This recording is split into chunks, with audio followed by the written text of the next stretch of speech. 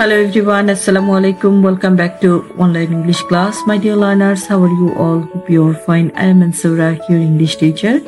Today I want to discuss question 11. Read the following passage and then write the antonym or synonym of the words as directed below. You have 5 marks.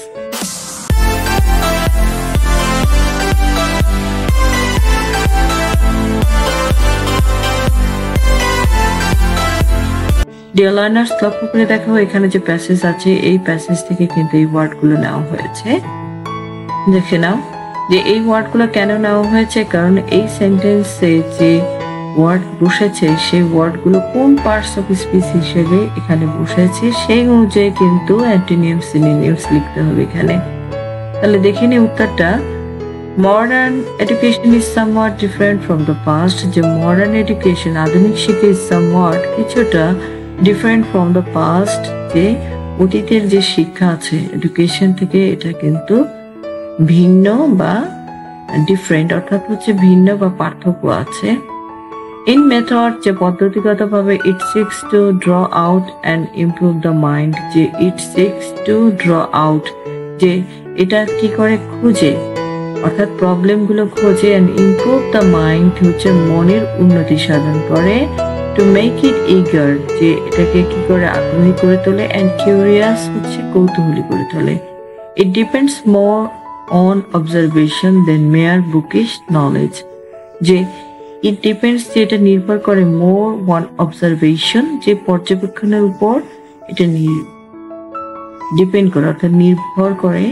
Then mere bookish knowledge, যে মেয়ার হচ্ছে যে একমাত্র বা কেবলমাত্র, bookish পুঁথিগত বিদ্যা অর্থাৎ বই থেকে যে ধারণা থাকে সেই নলেজ জ্ঞানের উপর নির্ভর করে। তাহলে লক্ষ্য করে দেখো কি বলা হয়েছে, ইট ডিপেন্ডস মোর অন অবজারভেশন, যে এটা পর্যবেক্ষণের উপর নির্ভর করে। দেন মেয়ার বুকিশ নলেজ, যে একমাত্র কেবলমাত্র বইয়ের জ্ঞান থেকেও কিন্তু এটা অবজারভেশনের উপর বেশি নির্ভর করে, অর্থাৎ আমরা আশেপাশে যা দেখি যা শুনি সেই শেখার উপরে কিন্তু এটা কি করে বেশি নির্ভর করে। A mind that is intellectually alert, a mind, একটি মন that is intellectually alert, যেটি বুদ্ধি দীপ্ত বা বুদ্ধিভিত্তিক, যেটা alert সজাগ থাকে সচেতন থাকে, will learn more from books, যে তার বই থেকে শেখে। It develops the latent talent of any individual, যে এটা কি করে ডেভেলপস করে উন্নতি সাধন করে। দ্য ল্যাটেন্ট, যে সুপ্ত প্রতিভা, ল্যাটেন্ট ট্যালেন্ট হচ্ছে সুপ্ত প্রতিভা অফ এনি ইন্ডিভিজুয়ালস, যে কোনো ব্যক্তির সুপ্ত প্রতিভা এটা কি করে উন্নতি করে। Teachers play a vital role, যে একজন শিক্ষক কি করে প্লে এ ভাইটাল রোল, যে সে বিশেষ ভূমিকা পালন করে। ইন টিচিংস, যে শেখানোর ক্ষেত্রে। দ্য স্টুডেন্টস, যে শিক্ষার্থীদের শেখানোর ক্ষেত্রে একজন শিক্ষক কিন্তু বিশেষ ভূমিকা পালন করে।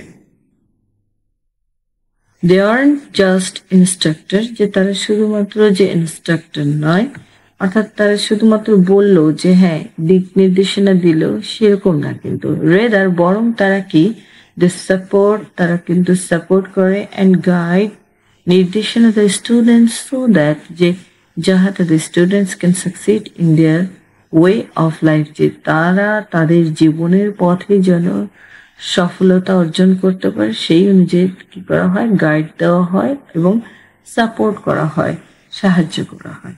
তাহলে আমরা আনসারটা দেখিনি ডিফারেন্ট সিনোনিমস। তাহলে সিনোনিমসটা হচ্ছে কি ডিসসিমিলার, অর্থাৎ ডিফারেন্ট হচ্ছে যে ভিন্ন, ডিসসিমিলার হচ্ছে ভিন্ন। এখানে আমরা কিন্তু কি বসিয়েছি দেখো, যে প্রিফিক্স ডিস বসিয়েছি, ডিসসিমিলার।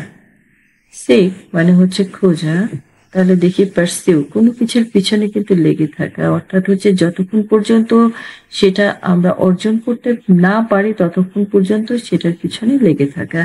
ইগার অ্যান্টোনিমস দেওয়া হয়েছে, তাহলে হচ্ছে ডিসইন্টারেস্টেড।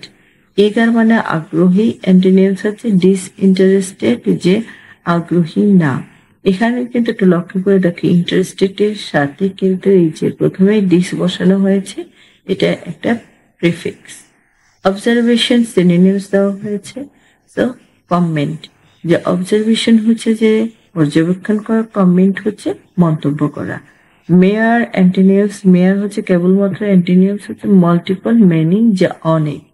অ্যালার্ট সিনোনিমস দেওয়া হয়েছে ভিজিল্যান্ট, এবং অ্যালার্ট হচ্ছে সজাগ থাকা বা সচেতন হওয়া, ভিজিল্যান্টও হচ্ছে পর্যবেক্ষণ করা, সতর্ক থাকা। ল্যাটেন্টের দেখা অ্যান্টিনিমস হচ্ছে কি এক্সপোজড, ল্যাটেন্ট হচ্ছে সুপ্ত, এক্সপোজড হচ্ছে কি যে প্রকাশ করা বা উন্মুক্ত করা। ইনস্ট্রাক্টর সিনোনিমস হচ্ছে ট্রেনার, গাইড। দেখো অ্যান্টোনিমস হচ্ছে কি যে মিসগাইড, এখানেও কিন্তু মিস ব্যবহার করা হয়েছে এজ এ প্রিফিক্স হিসাবে, এবং গাইডের পূর্বে কিন্তু এটা বসেছে। ওয়ে হচ্ছে পথ, সিনোনিমস হচ্ছে পাথ। এই ধরনের অ্যান্টিনিম সিনোনিমস অবশ্যই মুখস্থ করতে হবে, কারণ অ্যান্টিনিম সিনোনিমস এর ক্ষেত্রে দেখা যায় যে অ্যান্টিনিমসটা সহজে পারা যায় কিন্তু সিনোনিমসটা পারা যায় না, কারণ একই ধরনের সমার্থক শব্দ ব্যবহার করার ক্ষেত্রে কিন্তু আমরা প্রিফিক্স বা সাফিক্সের সুযোগ নিতে পারি না, তাই সিনোনিমস গুলো আসলেই কঠিন হয়। Thank you very much. Hope you enjoyed this class. If you want more classes from this channel, subscribe this channel, click the bell icon, get the notification. Allah Hafiz.